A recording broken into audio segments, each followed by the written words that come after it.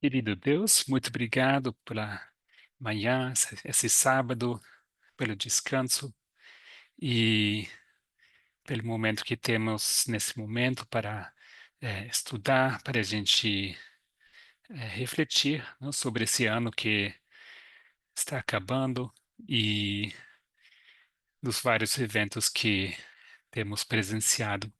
Pedimos que estejas conosco nesse momento para que seja uma bênção para todas as pessoas aqui que estão participando. Assim eu oro em nome de Jesus. Amém.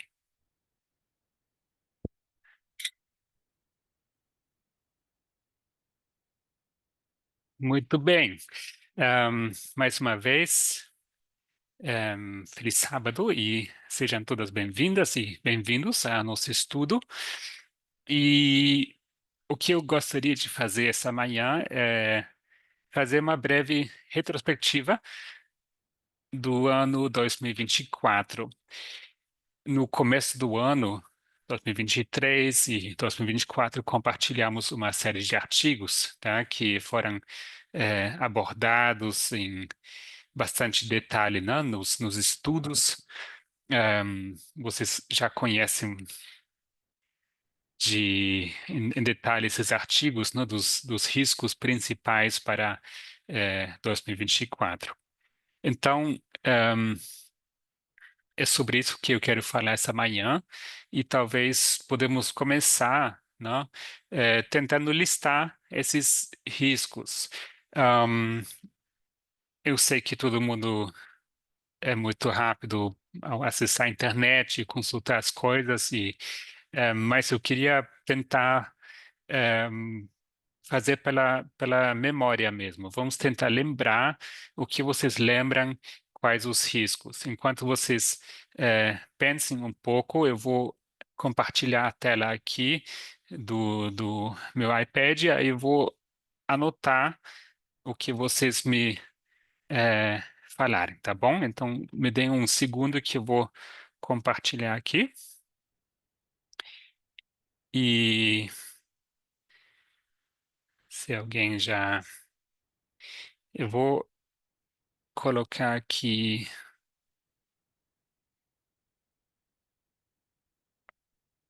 uma... Ok, muito bem. Então vamos lá.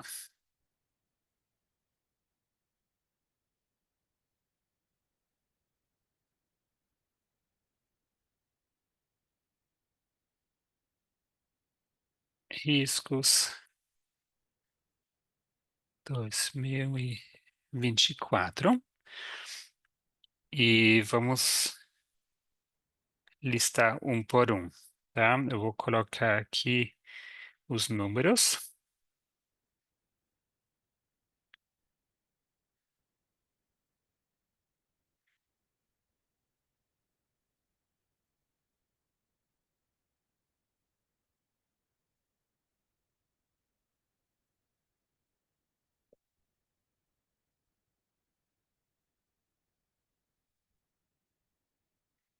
Muito bem. Eu acho que já foi tempo bastante para vocês tentarem lembrar um pouco. E quem quer começar? O que que vocês lembram dos riscos que foram destacados pela dupla, né? Ian Bremmer e Cliff Kupchan, né? Que são da Fundação Grupo Eurásia. E Renilde quer começar? E, Pode falar. O que que você sim, lembra? sim, Gabriel, bom dia, feliz sábado. Então, Felicidade. eu acho que acho não, que das primeiras coisas que veio na minha mente é sobre a inteligência artificial, o desenvolvimento da, da inteligência artificial. Se falou Ok, muito esse ano sobre isso. muito bem. Esse é o risco número 4. Eu vou colocar ele aqui em... e-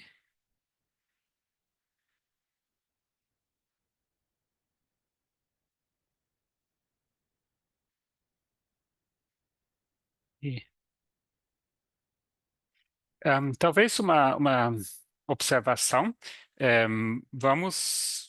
O que eu queria que vocês fizessem é não apenas citar os títulos dos riscos, mas que me deem uma ideia de que se trata, né? Talvez, Senide, se você quiser elaborar um pouquinho, né? Inteligência artificial, isso é bom, isso é ruim? Por que isso é um risco para 2024? Talvez se você pudesse ehm, resumir assim em poucas palavras, porque isso não é um grande benefício, um grande avanço tecnológico, por que esse é citado como um dos principais riscos, ou foi citado para principal risco de 2024?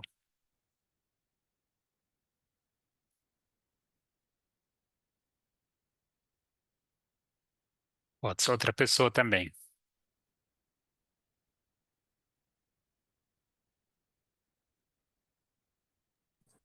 No, Bom dia. pienso que quizás puede ser pelo tema de la desinformación, ya estoy agarrando, y tema de las elecciones. Sim, tem a ver. Isso é certamente um aspecto, não? Ahm, Gisele escreve a inteligência artificial interferindo na Oi. democracia. Alguém queria falar?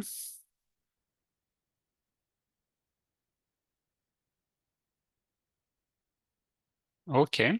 O que eu talvez eu diria para sintetizar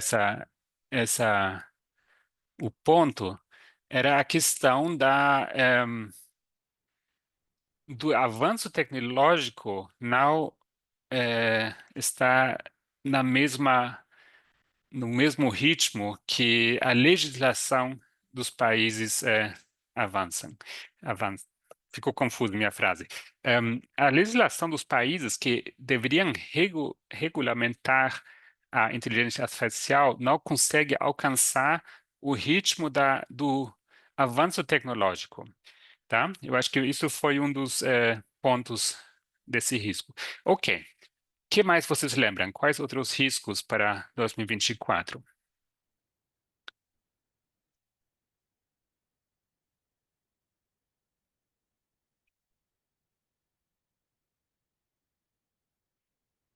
Estados Unidos contra eles mesmos. Ok, eu vou anotar isso aqui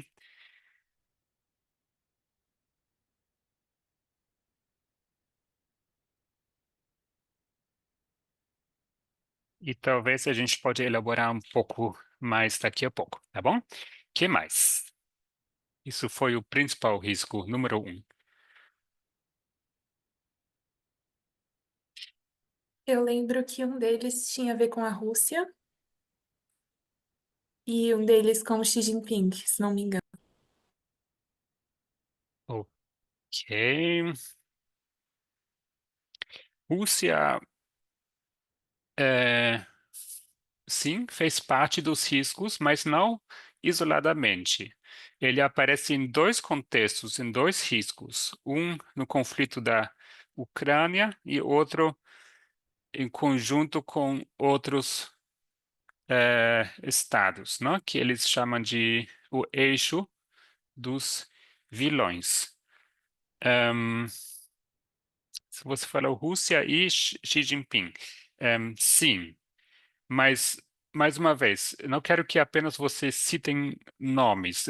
Por que são um risco para 2024? O fórum um risco, não? Projetado para 2024.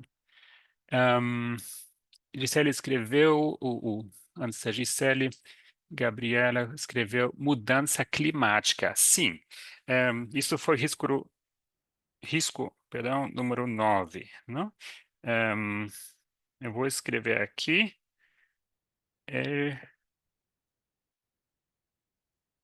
Ninho, não?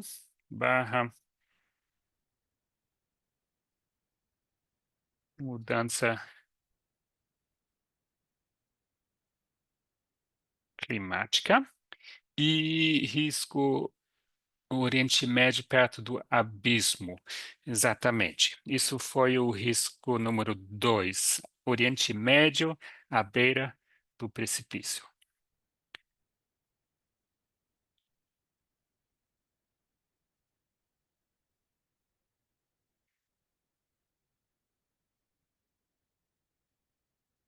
Vou escrever crise aqui. Ahm,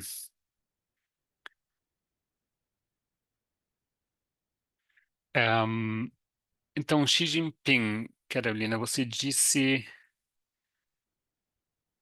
isso. China aparece aqui no risco número 6, tá? E qual que era o risco? Não? A economia chinesa, né, ela tem um peso grande no mercado internacional. E a projeção desses dois autores era que a economia chinesa não se recuperaria em 2024.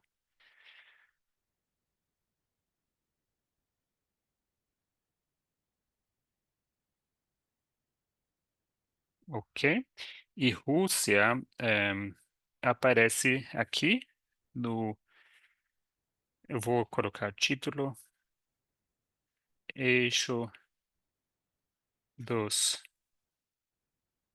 vilões. E daqui a pouco a gente elabora um pouco mais.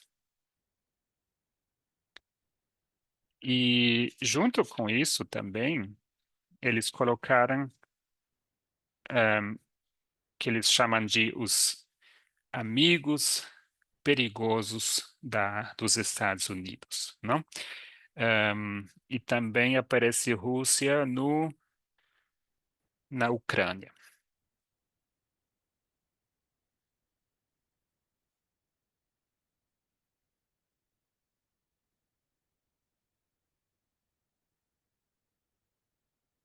Ucrânia dividida. Muito bem, Gabi, exatamente. Ucrânia e pela guerra e pela entrada na OTAN. Muito bem. Faltam apenas 3. Luta por minerais. Excelente. Isso foi o que eles colocaram como risco número 7. Luta por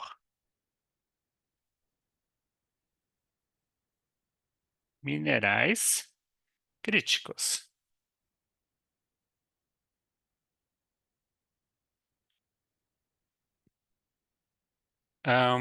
E faltam 2.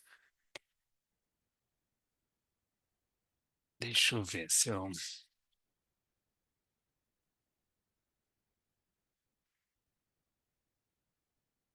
Alguém lembra?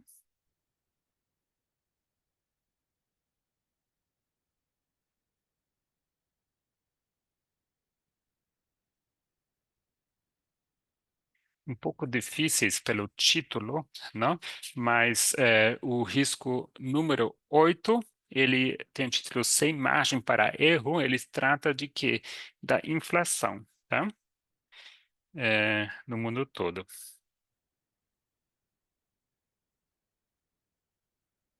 E o 10º, ele tem o título Negócio Arriscado.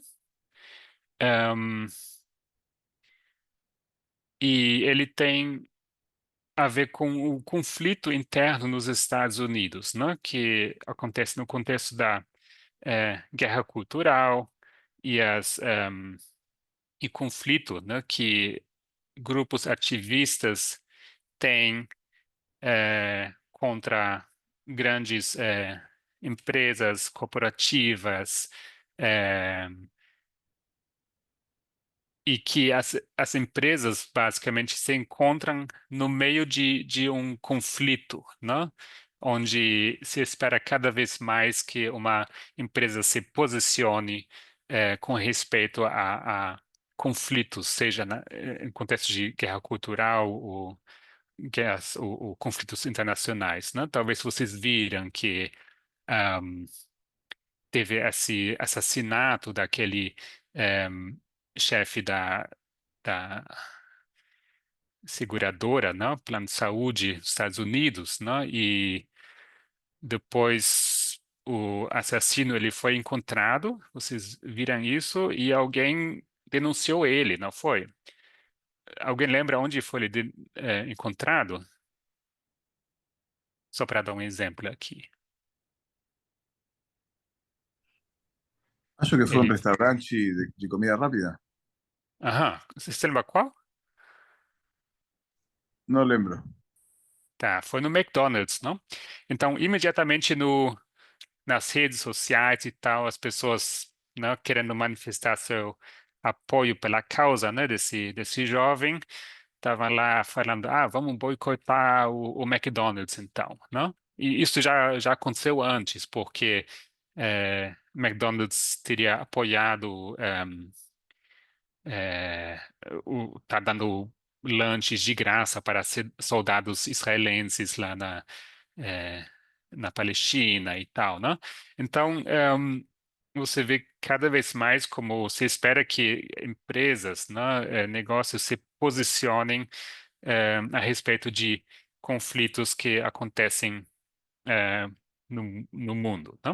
Então, isso era. Eu vou colocar o título porque não sei como melhor formular isso.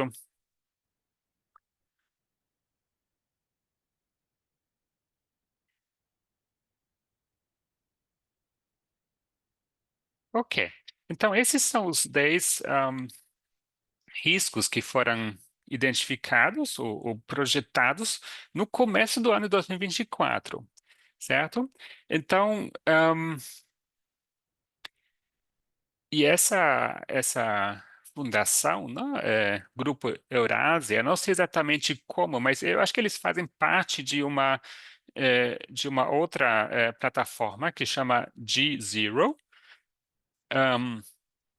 que é uma plataforma de mídia, né, onde eles publicam artigos, eh, fazem entrevistas, né? Então a gente compartilhou já algumas vezes aqui no WhatsApp, não? Ahm, o próprio autor, o Ian Bremmer, como ele dá discursos, faz análises, né, sobre questões relevantes, né? Então, e nessa G0 foi publicado recentemente um artigo e também eu compartilhei uma entrevista, né? E ali eles fizeram uma retrospectiva, né, com respeito a esses 10 pontos identificados. Então, o autor aí não é o Ian Bremmer nem o Cliff Kupchan, é outra pessoa. Ele basicamente vai ponto por ponto analisando para ver o quanto acertaram nesses 10 riscos que foram identificados, tá? Então, o que eu gostaria de fazer, né, junto com vocês, mas também com a ajuda desse artigo, é ver, né, se essas projeções, esse análise, né, no que foi feito no 2023, provavelmente, né, para ter ele pronto para a publicação no começo do ano 24, ehm, se eles acertaram, né, se realmente são questões que se tornaram muito relevantes nesse ano que está acabando. Tudo bem? Deu para entender o que eu quero fazer com vocês? Ehm, eu vou, eu vou compartilhar outra tela, tá? Deixa eu só ver aqui.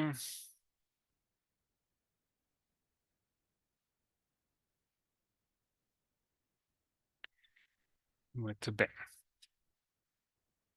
Talvez a gente precise. Oi, é, o quadro branco mais para frente, mas por enquanto vamos apenas compartilhar aqui o artigo. E como eu já fiz algumas vezes, eu vou apenas ativar aqui a tradução automática, tá? do navegador. Espero que dê para acompanhar bem, tá bom? Então, deixe-me só compartilhar a tela.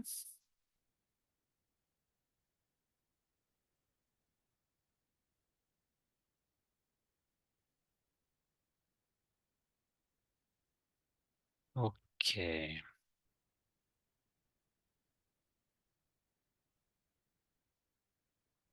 Então, vamos ver aqui a tradução automática. Traduzir ao português. Aí acontece o milagre, está tudo traduzido agora, tá bom? Então, aqui eles fazem essa introdução, né? Que eles fazem essa... No janeiro eles publicam, né? Como a gente também já espera a publicação do próximo, agora no dia 6 de janeiro, onde vai sair o próximo. E aqui o que eles fazem é, eles apresentam o ponto principal, né, do risco e logo fazem uma breve análise, né, se acertaram com esse ponto ou não. Tá joia? Então eu vou ler aqui aliás, vou pedir para alguém ler para mim esse primeiro risco, o risco em resumo, né? E logo vamos ver o que eles chamam o veredito. Alguém lê para mim aqui essa parte onde diz os Estados Unidos contra si mesmos? Dá para ler bem ou está muito pequeno? Eu posso dar um zoom aqui também. No computador dá para ler bem. Deixa eu dar Agora tá melhor. um zoom. Ok, então ehm, eu não prestei atenção no que está falando. Você pode ler para nós? Posso. Os Por favor, Estados você. Unidos contra si mesmos. O argumento: o sistema político dos Estados Unidos se tornou mais disfuncional do que o de qualquer outra democracia industrial avançada. Em 2024, a eleição presidencial aprofundará as divisões políticas do país, testando a democracia americana em um grau que a nação não experimentou em 150 anos, e minando a credibilidade dos Estados Unidos internacionalmente. Com o resultado da eleição, da, da próxima eleição de cara ou coroa, a única Hum. certeza é o dano ao tecido social, às instituições políticas e à posição internacional da América. O que querem dizer com essa cara ou coroa? Deu para entender?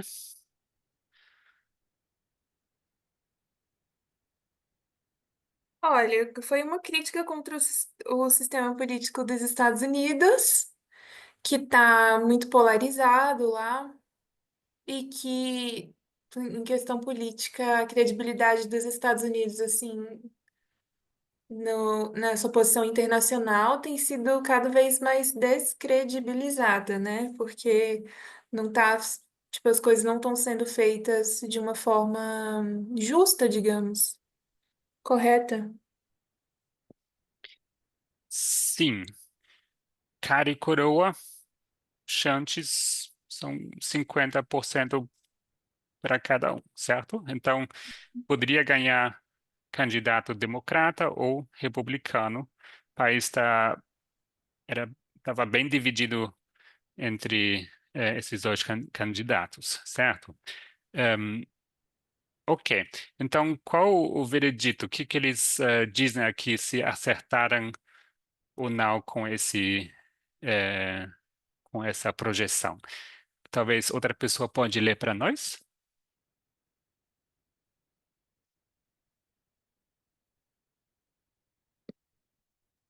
Eu posso ler. Obrigado, Gisele. O veredito. A eleição certamente polarizou ainda mais o eleitorado, e o presidente eleito Donald Trump sobreviveu a 2 tentativas de assassinato. a primeira por uma margem assustadoramente estreita.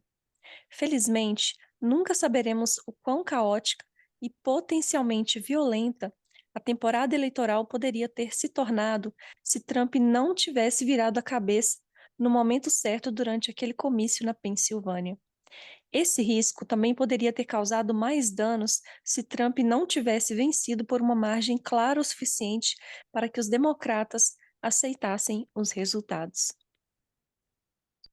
Obrigado. O que vocês pensam? O que vocês querem, talvez, contribuir para esse comentário? Ahm, Alguém tem alguma consideração? Porque vamos recapitular, né? Temos aqui dois autores, né? Analistas que trabalham para essa fundação, né? A Grupo Eurásia, e eles fazem projeções para o ano e citando quais os principais riscos que vão impactar o ano que está começando, né? Então, aqui eles já estavam analisando Estados Unidos, um país profundamente dividido, né? Tanto na sociedade, na política, né? E aqui agora, olhando para trás, eles dizem que, sim, a eleição certamente polarizou ainda mais o eleitorado, não? E cita aqui as tentativas de assassinato e, há também parâmetros aqui que não tinha como prever no começo do ano, não? Quais seriam esses? Talvez vocês tenham alguma ideia. Isso ele diz: se Trump tivesse morrido, teria virado literalmente uma guerra civil. Bem provável, não? É, sendo que não havia nem alternativa, né, a Trump, que ele era realmente o único candidato que eu não sei o que teriam feito nesse caso, não? Provavelmente teria sido um caos total, né, acusando os democratas de terem fabricado isso. Um, ok. Alguém quer comentar?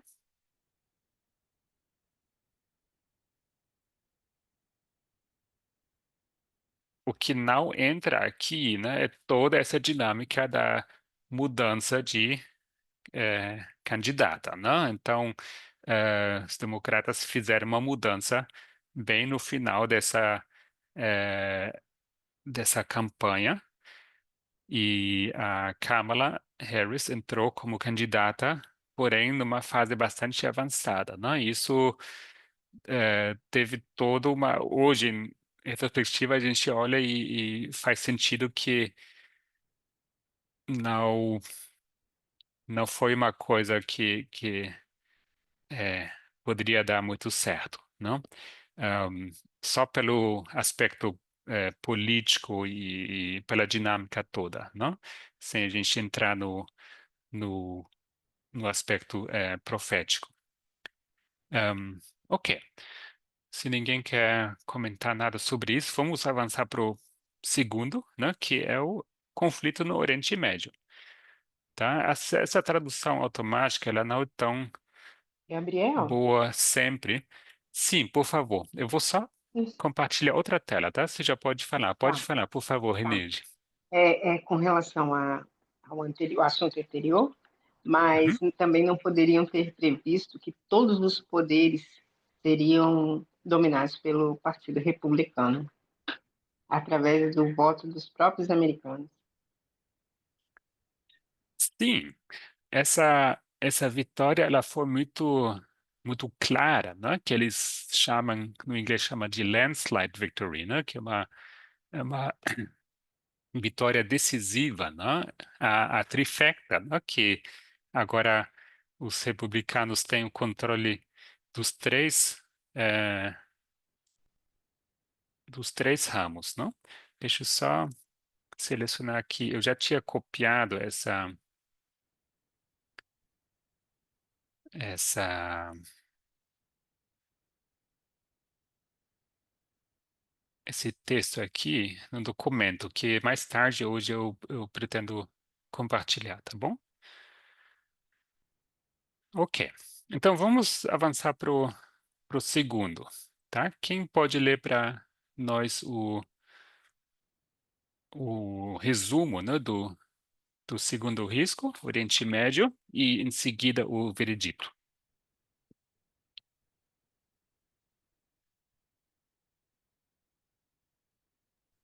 Eu posso ler. Obrigado, Reneide. Tá. Médio Oriente à beira do abismo. O argumento, os combates em Gaza irão expandir-se em 2024 com vários caminhos para a escalada para uma guerra regional mais ampla. Alguns poderiam atrair os Estados Unidos e Irã, mas diretamente para o conflito.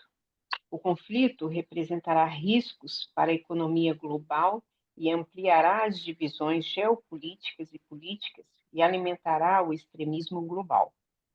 Nenhum país envolvido no conflito de Gaza quer que ecloda um conflito regional, mas a pólvora está seca e o número de jogadores carregando partidas aumenta o risco da escalada. O veredito. Eis outro risco. Um minutinho, vou trocar aqui. Ok. Eis outro risco que era certeiro, mas que poderia ter sido muito mais destrutivo que acabou por ser. A guerra em Gaza expandiu-se para a Cisjordânia, o Líbano e as rotas marítimas do Mar Vermelho. Israel e Irã trocaram ataques diretos, embora Israel tenha sofrido poucos danos, e os Estados Unidos tenham permanecido em grande parte à margem. Poucos previram que Israel conseguiria uma vitória tão decisiva sobre o Hamas e o Hezbollah em 2024. E ninguém previa a queda de Bashar Assad. Obrigado, Reneide. Quem quer comentar algo sobre o que vocês acham sobre o risco, não? Acredito e sobre o análise, o que de fato aconteceu.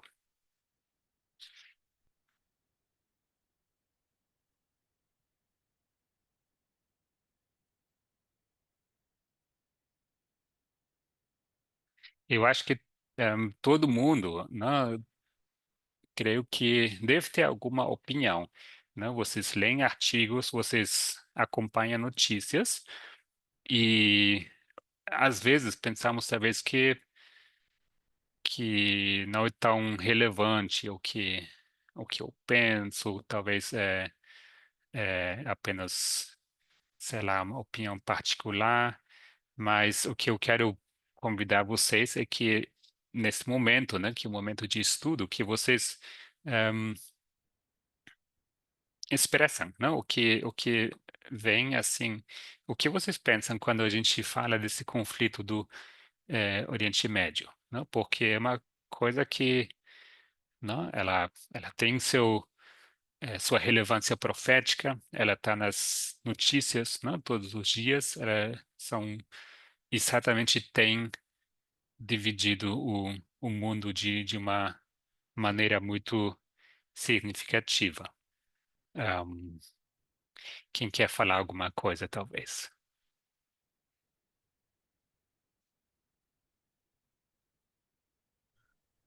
Gabriel, Sim, Marte. eu pensava no fato de que organizações internacionais falan de Netanyahu y lo que él está haciendo como un genocidio, y como a ellos no les importa. Y más ahora que ganó Trump, todo el Partido Republicano fala de Israel como un mejor amigo, eh, logra esa impresión que de un de alguien que se viste como cordero, porque eles se falam como os moralmente superiores a todo o Oriente Médio, mas nos fatos falan como dragón. Son realmente un genocidio lo que están haciendo. Eh, y bueno, uno puede ver cómo a nivel cultural también el mundo está dividido con esa idea. Y bueno, pensaba en eso ahora. Muito bem, Mate. É bem por aí que eu acho que eu estou pensando também. Mas alguém quer falar algo a respeito, talvez, sobre o que Mate disse?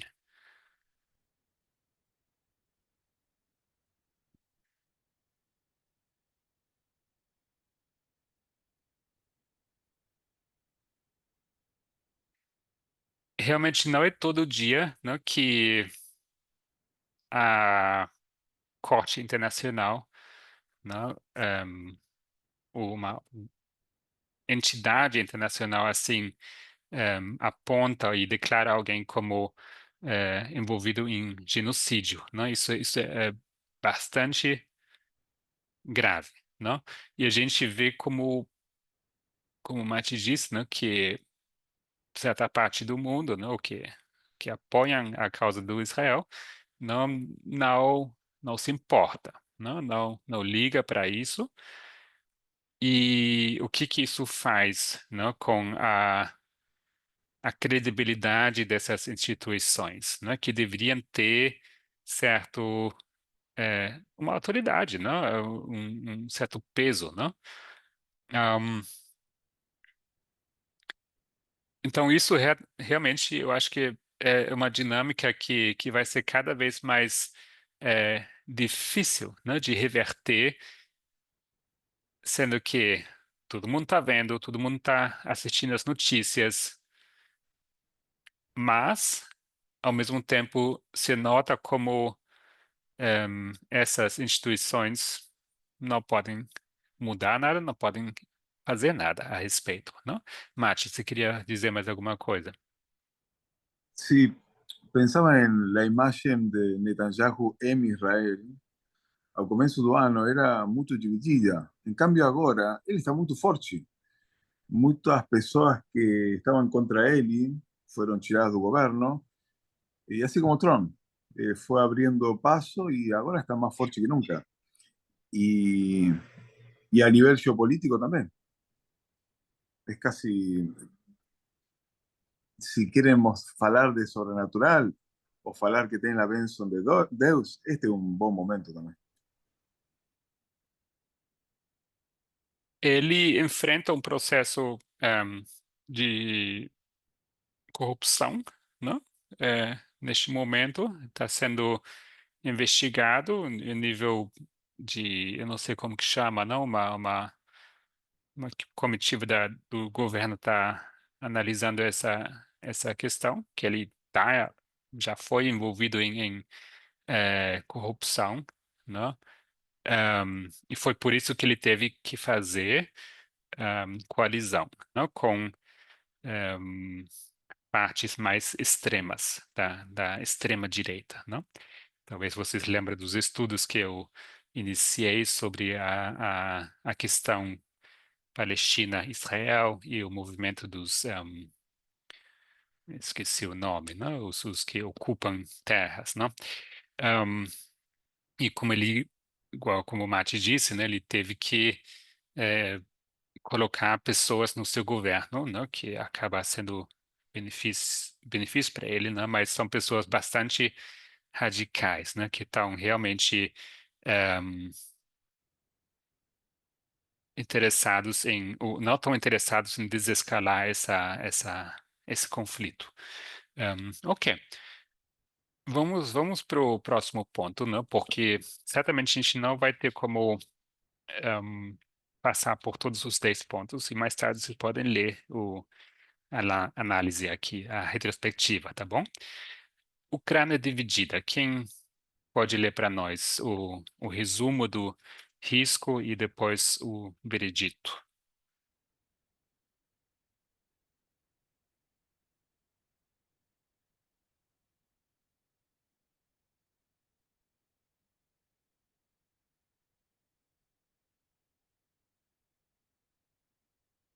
Você escolher alguém. Rose, talvez, você pode ler para nós?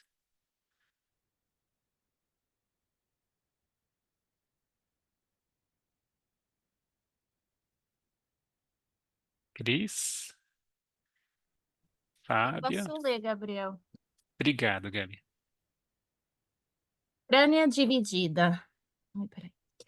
O argumento. A Ucrânia será de fato dividida esse ano e a Rússia tem agora a iniciativa no campo de batalha e uma vantagem material. 2024 é um ponto de inflexão na guerra e se a Ucrânia não resolver os seus problemas de mão de obra, aumentar a produção de armas e definir rapidamente uma estratégia militar realista, as suas perdas territoriais poderão revelar-se permanentes e poderão muito bem expandir-se. Kiev correrá riscos militares maiores esse ano, incluindo ataques a mais alvos dentro da Rússia, que provocam respostas russas sem precedentes e podem atrair a NATO para o conflito. O veredicto, outro apelo forte para Bremen e Kupchan. Os russos ainda têm a iniciativa do campo de batalha, embora essa tenha causado cerca de 600.000 baixas russas.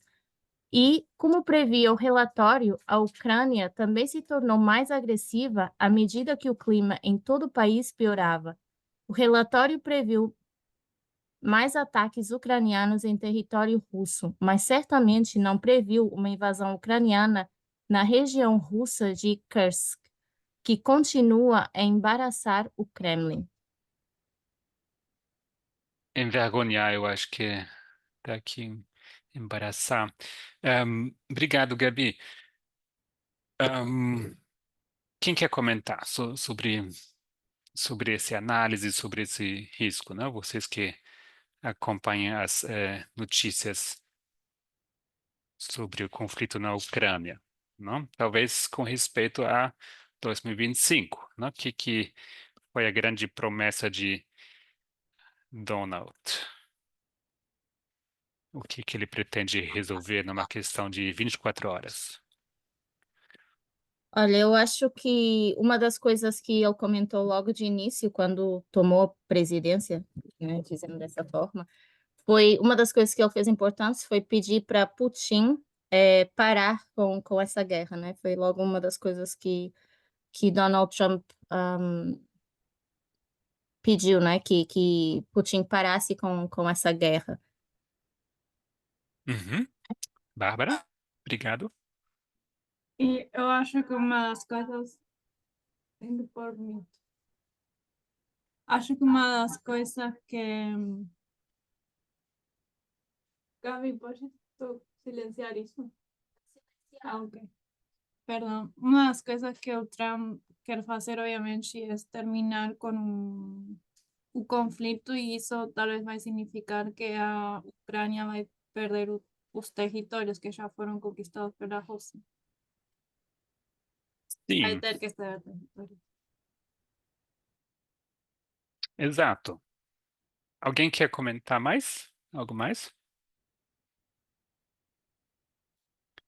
Então, o que poderiam, talvez, né, ter resolvido, né, de conseguir territórios conquistados de volta, né, agora se mostra cada vez mais improvável, né, porque essa resolução do conflito, né, que Trump ele vem anunciando, né, não apenas quando ganhou as eleições, mas já antes, né, que ele se envolveu na negociação através do Viktor Orbán, vocês lembram? Ele vem anunciando isso há muito tempo que se fosse ele o presidente, ele resolveria esse conflito em um dia, não? Então, e agora a gente tem uma ideia mais clara, né, como que ele pretende resolver, né? E não vai ser bom para a Ucrânia com respeito ao que aqui o risco diz, né? Ucrânia dividida, né? Vai perder de vez essas terras, não? Porque vão ter que fazer concessões. Eles não estão em posição para exigir, para negociar, porque dependem fortemente, né, das bilhões e bilhões de dólares de apoio que os Estados Unidos dá à Ucrânia, né? Então, não estão aí numa posição de fazer exigências muito corajosas. Gabi, você quer falar algo mais? Quero, tenho uma perguntinha, na verdade. Eu estava pensando assim, porque às vezes tenho dificuldade de entender isso. Com a Ucrânia, por exemplo, entrando agora para a OTAN, mas sendo o armamento disponibilizado pelos Estados Unidos, né, nessa guerra, como é que fica esse conflito, assim, de a Ucrânia, né, sendo meio que protegida pela Europa, mas recebendo o armamento pelos Estados Unidos? Uhum. Não sei se Alguém quer pretende. responder? Alguém quer comentar, talvez? Tem alguns pontos que talvez a gente deveria esclarecer a respeito.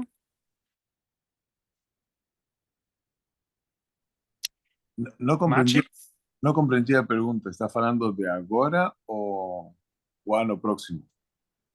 eu acho que no futuro, não? Ela Sim, disse que... pode responder você, Gabi. sim, no futuro, porque assim, esse ano já terminou e grande parte do ano essa guerra da Ucrânia foi basicamente assim, vamos dizer, financiada pelos Estados Unidos, né? Que sempre estavam ali mandando o armamento e tal. Mas agora a Ucrânia entrou para a OTAN, né? Então isso muda um pouquinho também a direção da guerra, como vai funcionar, como a Ucrânia se defende, eu acho. Só que eu não sei muito bem como será, né? Ok. Mas ainda no entró a la OTAN. É, vamos É lá, uma possibilidade, né? vamos tentar é, destrinchar essa questão um pouco, né? Então, como o Mati diz, né, a Ucrânia não faz parte da OTAN, não entrou e, pelo que eu entendo, a sua entrada à OTAN se torna cada vez mais improvável, né? Pode, inclusive, ser uma das condições, né, para a resolução do conflito que eles não entrem ou que vai ser deferido para um prazo indeterminado, né, essa candidatura. Porque o que significa que se a Ucrânia entrasse na OTAN? Significa que imediatamente todos os países que fazem parte da OTAN estão sendo atacados pela Rússia, tá? Se lembra que a OTAN surge como uma aliança pós-guerra, né? Segunda Guerra Pós-guerra. Mundial, né? Se não me engano. Então é aí como um Sim. contrapeso, não?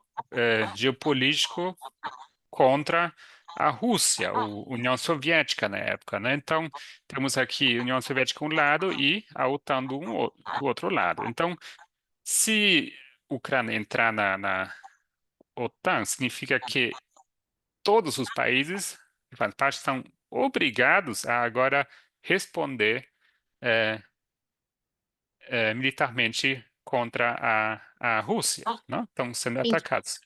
Uhum. Inclusive, isso também fazia com que alguns países que já estão, que fazem parte da OTAN, não quisessem que a Ucrânia entrasse, né? Para que eles não tivessem que se posicionar também perante essa guerra, eu acho.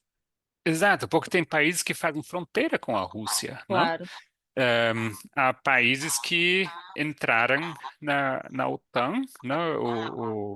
Iniciaram um processo, acho que foi a Finlândia, não? E Suécia, se não me engano, não? Que mantiveram um estado neutro até então e decidiram entrar. Agora, a entrada da Ucrânia, né, é altamente improvável, eu acho, né? Porque temos aqui várias dinâmicas, né? Os Estados Unidos, né, sob Trump, né, já veio criticando, né, que quem paga assim a parcela maior no apoio da OTAN são os Estados Unidos, Estados né, que Unidos. todos os países deveriam eh, pagar a sua parte justa, né, tem uma porcentagem do PIB, né, ehm, que eles querem que cada país pague, né? Então Trump já havia anunciado, né? Ele quer sair da OTAN, né? Imagine-se que isso faz a OTAN, né, sem os Estados Unidos, né? Se torna assim, é bem grave assim, né? O que isso significaria, né? Porque significa basicamente que não, os países europeus, né, vão estar aí por si, né? Estados Unidos só cuida de si e não se intromete mais na questão dos conflitos onde a OTAN se envolve, né? Então temos, por um lado, Trump querendo sair da OTAN, né? Ele vem anunciando isso. Ahm, Temos a candidatura da Ucrânia bem improvável, né? Para entrar na OTAN. Eh, E a gente viu, né, que a União Europeia é muito improvável que eles conseguiriam equilibrar, né, esse apoio à Ucrânia se os Estados Unidos pararem de apoiar a Ucrânia, né? Não tem, é improvável que tenha recursos suficientes para equilibrar isso, né? E tem uma questão importante, né? Nenhum país pode, né, se envolver ativamente no conflito. Eles podem apenas, né, indiretamente mandar apoio para a Ucrânia, e a Ucrânia tem que então usar essas armas, tem que eh, produzir armas, tem que, enfim, né? Vocês entendem essa questão. Deu para responder mais ou menos, Gabi, essa sua Sim, pergunta? Gabriel, obrigada. Ok. E o tempo voa, né? A gente está aqui no terceiro risco e talvez a gente não vai eh, ler aqui na ordem, né? Vocês podem ler isso mais tarde. Isso, eu vou saltar um pouco mais para frente, talvez encerrando aqui nosso estudo.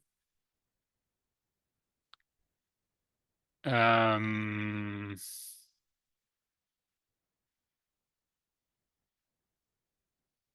Tem um que achei bem legal, assim, o que me chamou a atenção.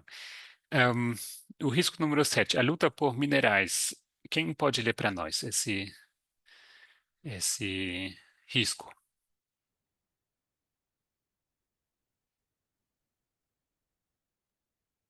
Eu leio. Obrigado.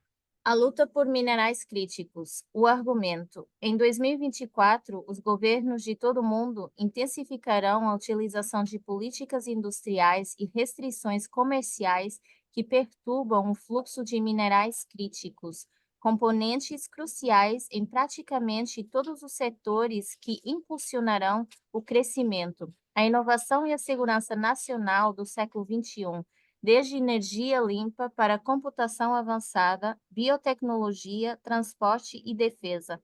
O veredicto: as restrições politicamente motivadas ao comércio de minerais críticos entre os Estados Unidos, a China e a Europa certamente aumentarão em 2024, mas é muito mais provável que esse risco mereça menção no relatório Top 10 nos próximos 2 a 3 anos, particularmente à medida que a abordagem agressiva de Trump em relação à China remove algumas das barreiras de proteção do relacionamento.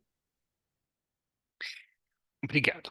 Ahn, eu postei essa semana, eu acho, um podcast da Natuza Neri. Alguém de vocês chegou a ouvir esse podcast? Por acaso? Ele tem o título. Como é que era o título? Era sobre o envolvimento dos Estados Unidos na prevenção do golpe no Brasil. Esse podcast, por acaso? Sí, no ouvi. Mati, ou outra pessoa que tenha ouvido, você lembra, você consegue fazer a ponte que eu quero fazer entre a luta por minerais críticos e a prevenção do golpe no Brasil? Acho que esa conexión no. Yo lo que Não? lembro es que si hubiera acontecido, o sea, que el golpe de Estado en Brasil no aconteció porque no tuvo apoyo de Biden. Mas si hubiera acontecido que hubiera estado Trump, las cosas hubieran sido diferentes. Que el gobierno de Biden tinha informação sobre isso. Mas não logro a conexão aí. Ok, não tem problema. Eu vou compartilhar aqui um trecho desse podcast, tá? Que eu acho que vale a pena ouvir, tá? Eu vou parar de compartilhar a tela, eu vou colocar outro texto aqui. Só um segundo, deixa eu ver.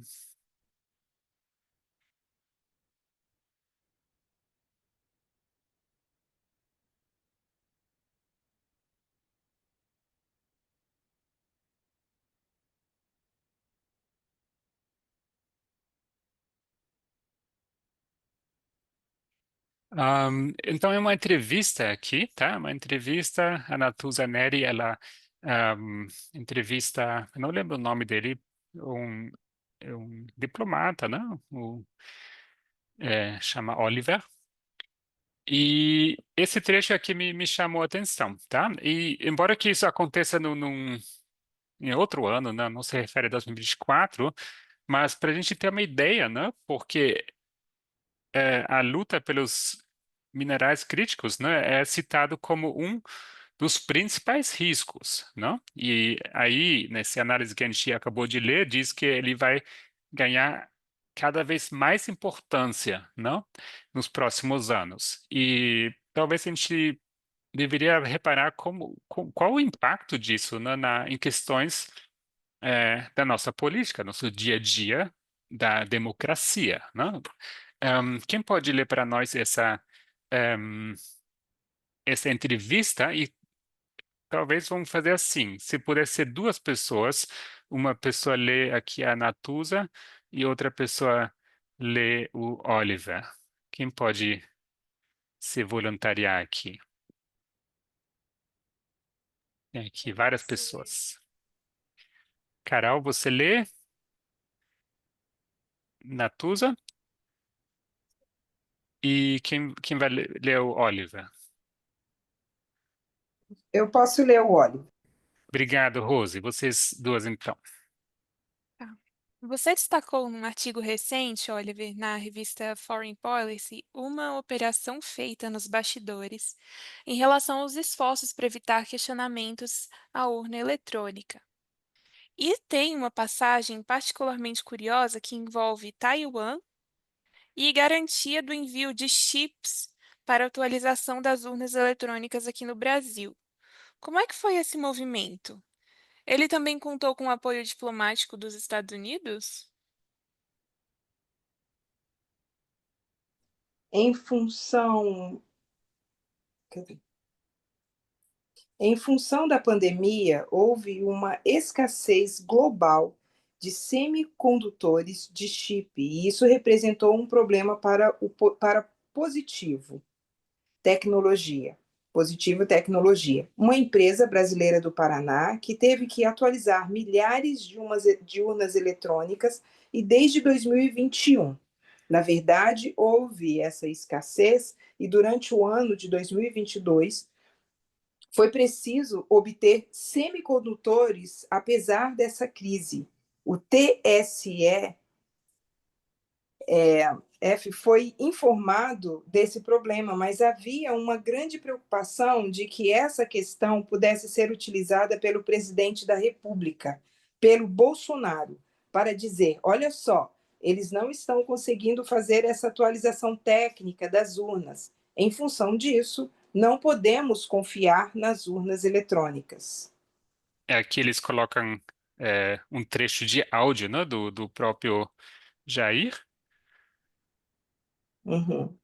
Pode, Ninguém pode ler. aceita mais esse voto que está aí. Como é que vai falar que esse voto é preciso, é legal, é justo e não fraudável?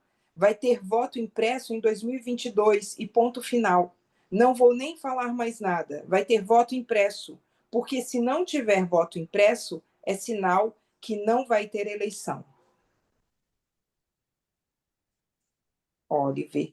O TSE mobilizou o Rubens Barbosa, um ex-embaixador brasileiro em Washington, e também a diplomacia americana para se aproximar de Taiwan, das empresas em Taiwan, que são fundamentais para a produção de semicondutores.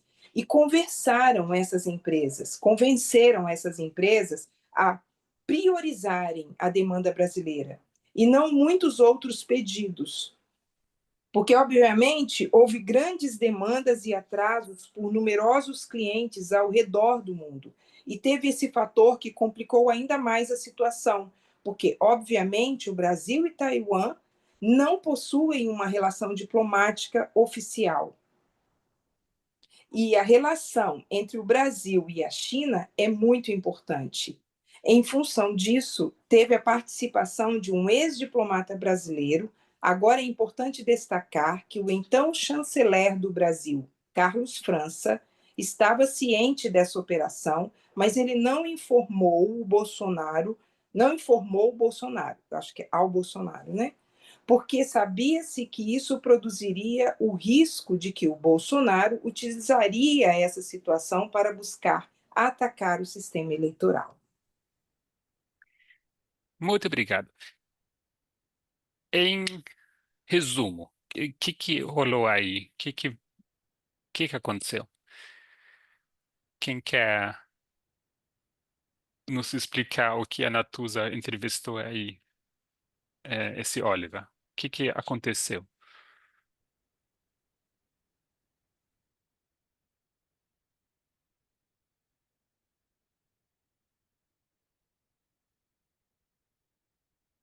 Alguém entendeu?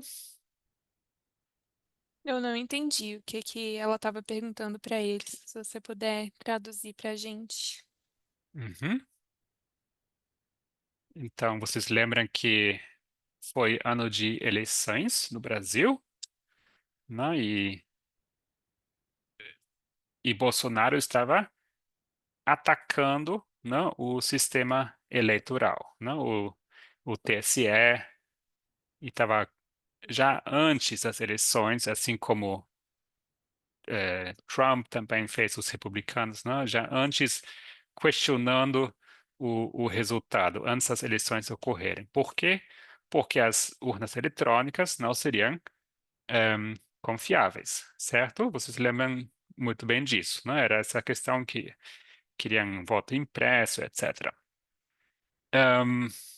Ok, mas há uma empresa que está a cargo da produção, manutenção dessas urnas eletrônicas, tá? E essas urnas eletrônicas precisavam ser atualizadas, tá?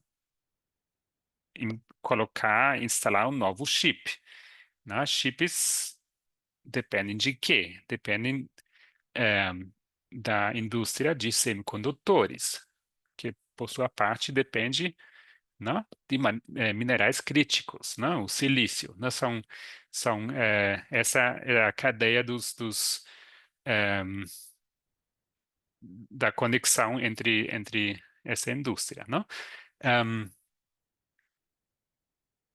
Só que a fila estava muito grande e as eleições estavam chegando perto, então teve uma intervenção da parte dos Estados Unidos, né, que negociaram com Taiwan ou com as empresas que produzem esses chips para eles priorizarem, né, a produção dessas peças que eram necessárias aqui no Brasil para atualizar as urnas. Porque se não atualizasse, o que Bolsonaro ia dizer?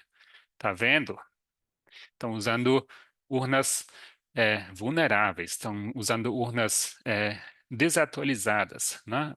É claro que estão fraudando, não? Então, eu só trouxe esse exemplo porque às vezes me parece que talvez é um pouco abstrato, né? O que que tem a ver minerais, né? Minério com por que que isso é um risco para a gente, né? A gente talvez devia lembrar que a nossa reunião aqui no Zoom acontece porque existem minerais críticos, né? Toda essa tecnologia, né, que o computador nos traz depende de minerais críticos. Inteligência artificial, não? Extremamente prático, muito legal, incrível que dá para fazer, mas requer um enorme recurso tecnológico por trás, que é dependente de minerais críticos. Nós sem isso, hoje em dia, no nosso mundo tecnológico, nada funciona, né? E há países que são mais privilegiados com esses recursos que outros, né? Então, você menciona aqui a China, né? Taiwan, que tem essa indústria, né? Então, eu achei interessante, né? O impacto direto, né?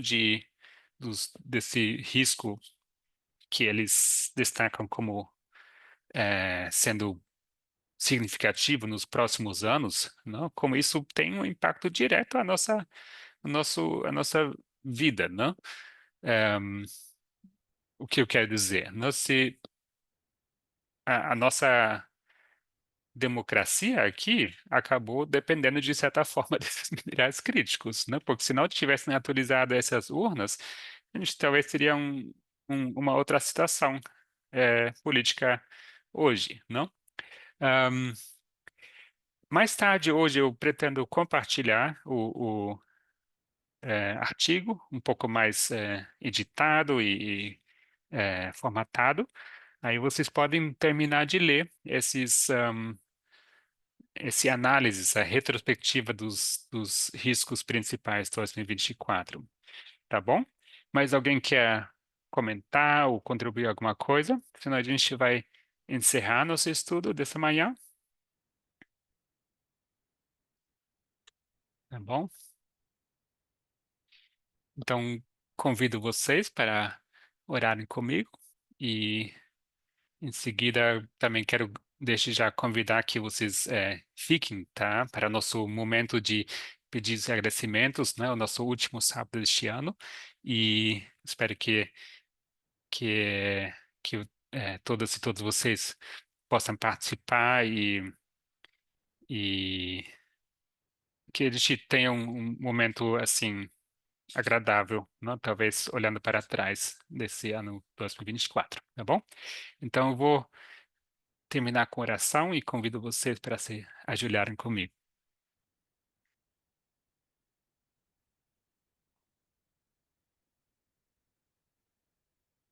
Querido Deus, muito obrigado pela manhã, pelo momento que tivemos para pensar um pouco o que aconteceu esse ano. Estamos vivendo em tempos turbulentos, as coisas estão acontecendo numa velocidade muito rápida e às vezes temos dificuldade de entender e acompanhar tudo o que acontece. Pedimos que nos acompanhes e que estejas conosco para o restante desse sábado. Assim eu oro em nome de Jesus.